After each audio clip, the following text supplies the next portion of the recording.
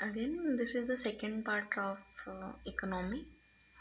Atmanirbhar Bharat Package MSME Emergency Credit Line Guarantee Scheme ECLGS rupees 79,000 crore loan sanctioned to MSMEs by public and private sector bank as on 23rd June 2020, of which more than rupees 35,000 crore has already been disbursed.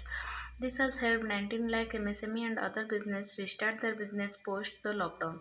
Additional credit rupees 3 lakh crore extended partial guarantee schemes to help NBFCs and MFIs approvals have crossed rupees 5,500 crore. 2% interest subvention scheme on prompt repayment of Sisu's loan under Pradhan Mantri Mudra Yojana for a period of 12 months to help small business maintain cash flow by reducing cost of credit. Estimated cost is rupees 15,154 crore. Special lending programs for street vendors of up to in INR 10,000 to finance their working capital, targeting about 5 million street vendors.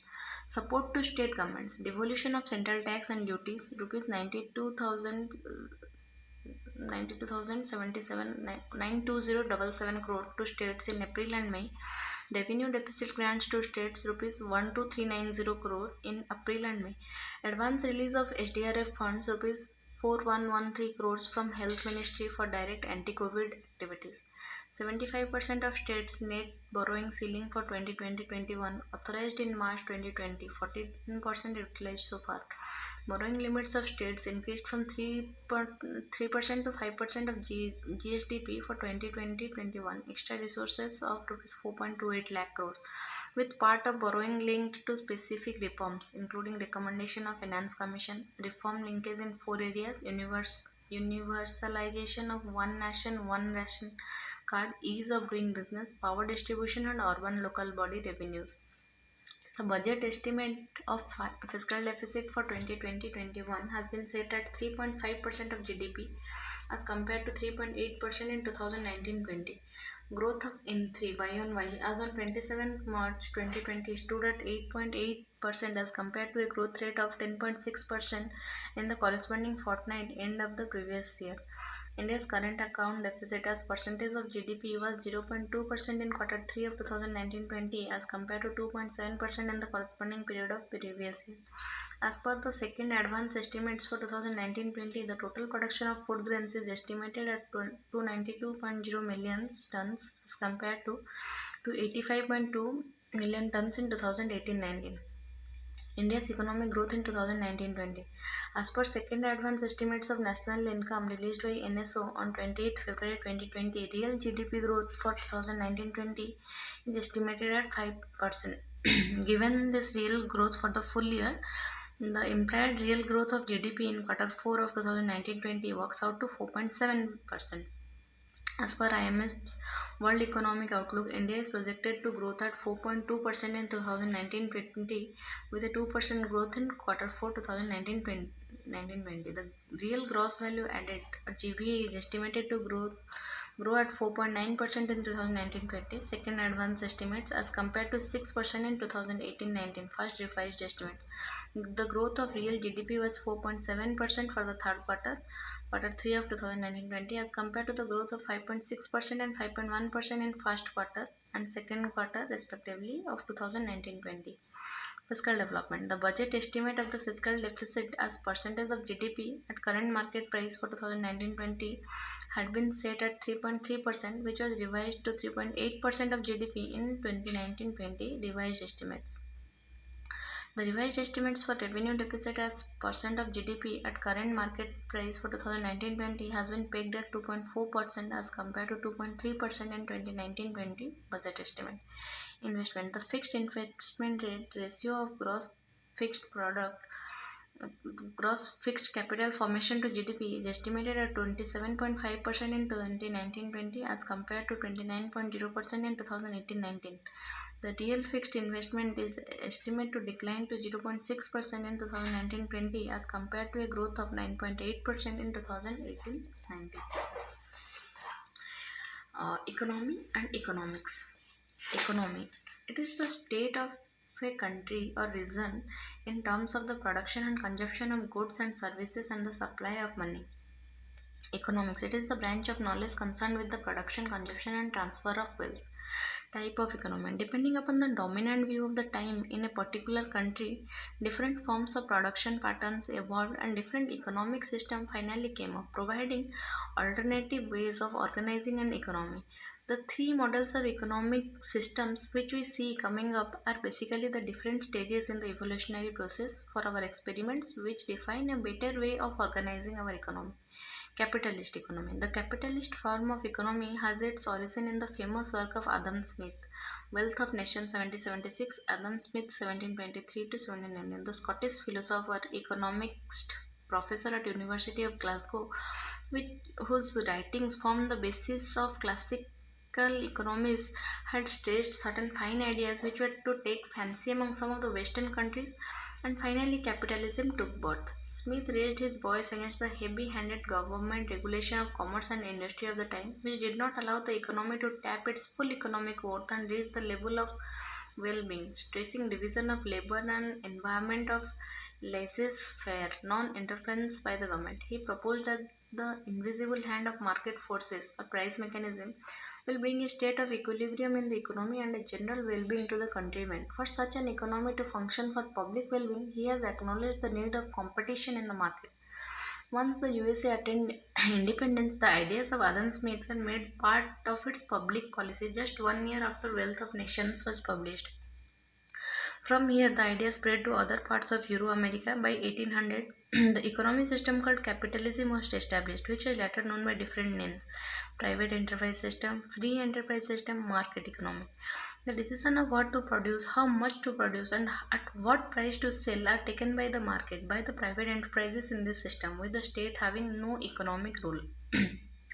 As Keynes has suggested that the capitalist economy should move few steps towards socialistic economy, Professor Lange was suggesting just the same in the case of the state economies.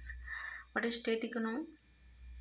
Rooted in the ideas of historical change proposed by the German philosopher Karl Marx from 1818 to 1883. More specifically, this kind of economic system first came up in the erstwhile USSR after the Bolshevik Revolution in 1917 and got its ideal shape in the People's Republic of China in 1949. This form of economic system also spread to other countries in Eastern Europe. Here we see two versions of the state economy.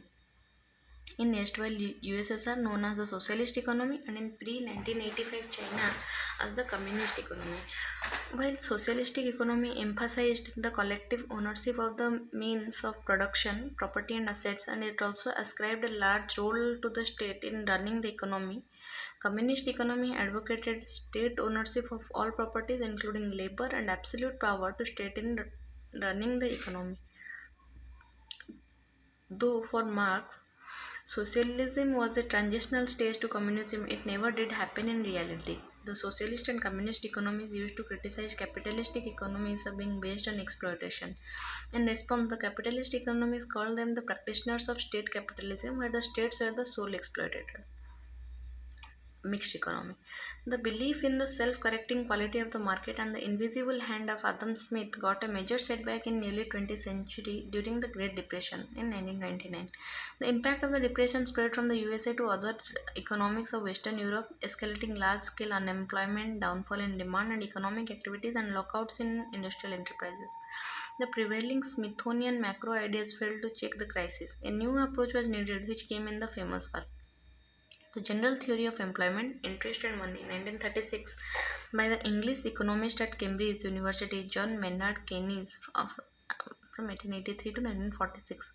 Keynes questioned the very principle of laissez-faire and the nature of the invisible hand. He even opined that the invisible hand brings equilibrium to the economy, but by strangulating the poor. He suggested that prices and wages are not flexible enough to provide employment to all.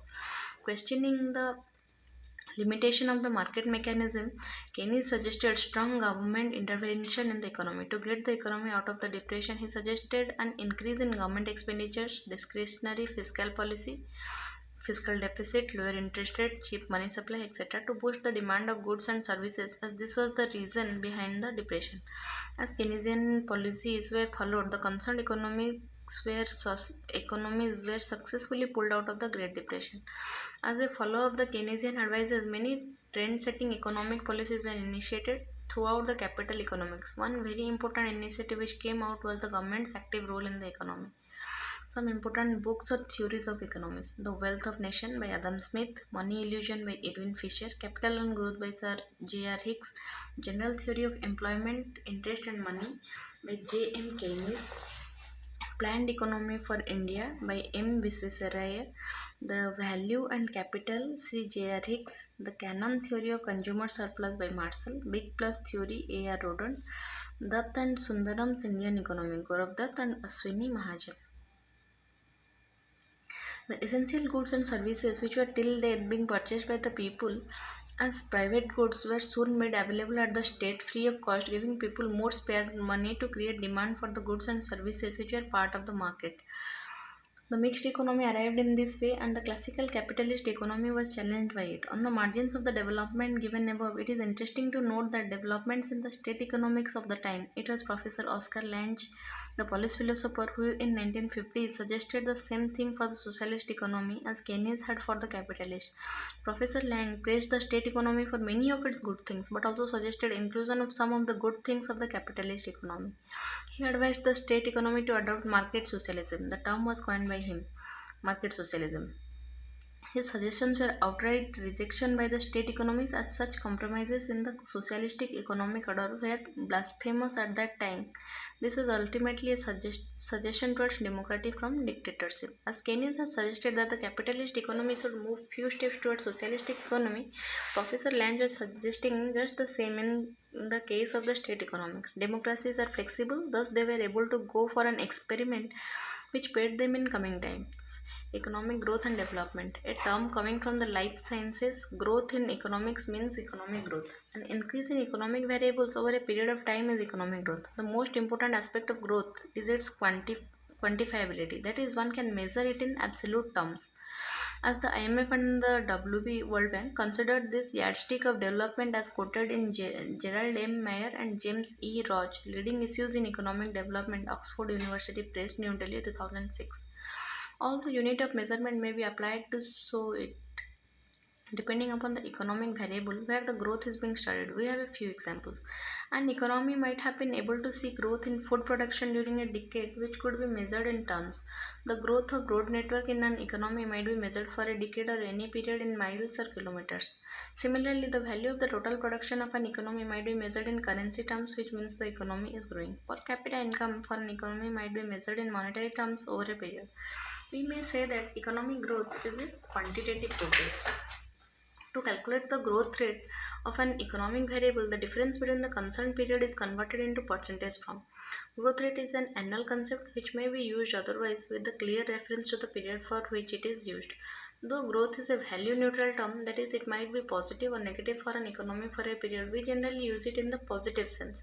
If economists say an economy is growing, it means the economy is having a positive growth, otherwise they use the term negative growth. Economic development. Economic growth was considered as a cause and effect for the betterment of lives of the people. This was the reason why economists till the 1950s failed to distinguish between growth and development, though they knew the difference between these terms.